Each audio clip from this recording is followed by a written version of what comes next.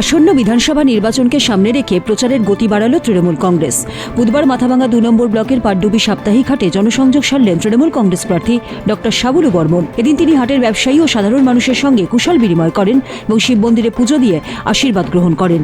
প্রার্থীর সঙ্গে উপস্থিত ছিলেন অঞ্চল সভাপতি মিন্টু বীর সহ অন্যান্য নেতৃত্ব। সাবুলু বর্মন জানান, জয়ী হলে এলাকার শিক্ষা ব্যবস্থার মানোন্নয়ন এবং সামগ্রিক জনস্বার্থে কাজ করাই হবে তার মূল লক্ষ্য। সোনাক্ষী, মশলা কোথায়?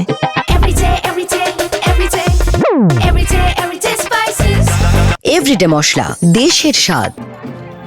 অন্যদিকে বিজেপি এখনও এই কেন্দ্রে প্রার্থী ঘোষণা না করায় প্রচারের ময়দানে তৃণমূল কংগ্রেস আপাতত একাই আধিপত্য বজায় রেখেছে। রাজনৈতিক মহলের নজর এখন বিজেপির প্রার্থী তালিকার দিকে।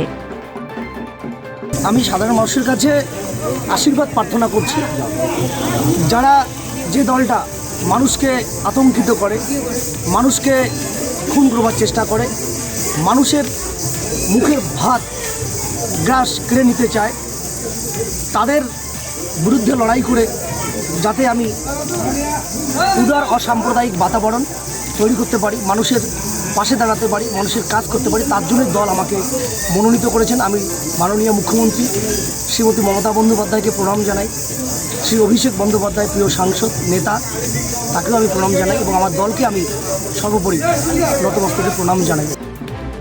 পাটডুবি থেকে দেবাশিস দত্তের রিপোর্ট, উত্তরবঙ্গ সংবাদ।